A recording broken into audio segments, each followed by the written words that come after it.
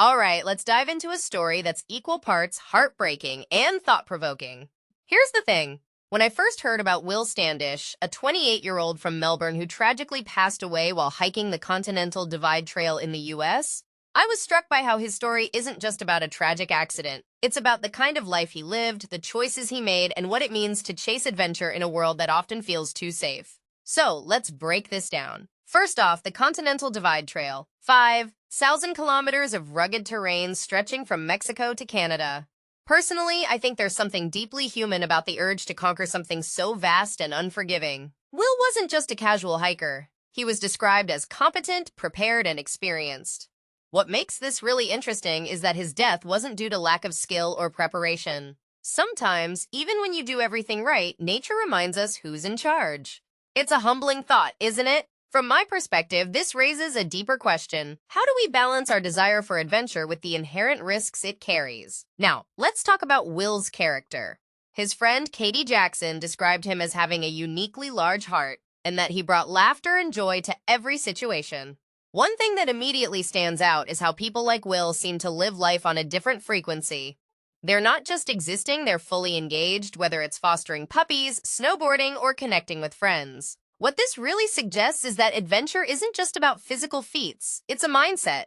Will's story challenges us to ask, are we living boldly enough? Or are we letting fear keep us on the sidelines? Here's where it gets even more poignant. Will's family is now facing the immense challenge of bringing him home, and the financial burden is staggering. A crowdfunding campaign has been set up to raise $71,000 for repatriation costs. What many people don't realize is how expensive it can be to bring someone home from abroad after a tragedy like this.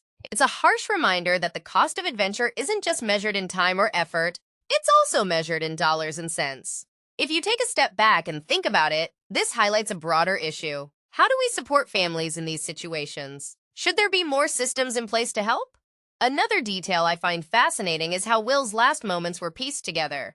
His family received a Garmin check-in without coordinates, and a video via Facebook Messenger that placed him in the Tetons. In today's hyper-connected world, it's both comforting and eerie that technology can give us glimpses into someone's final moments. But it also underscores the limits of technology. No matter how advanced our tools are, they can't prevent every tragedy. What this really suggests is that while we're more connected than ever, we're also more aware of our vulnerabilities. Finally, let's talk about the legacy Will leaves behind. Fellow hikers described him as competent, prepared, and experienced. But it's the personal stories that truly paint his picture. His love for adventure, his kindness, his ability to infuse joy into every situation, these are the things that stick with people.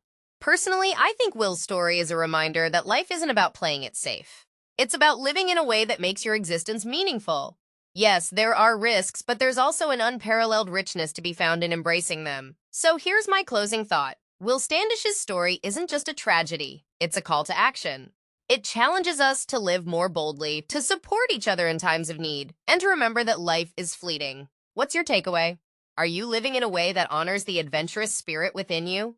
Let me know in the comments below. And if you feel moved, consider supporting Will's family in their time of need. Until next time, stay curious, stay bold, and keep exploring.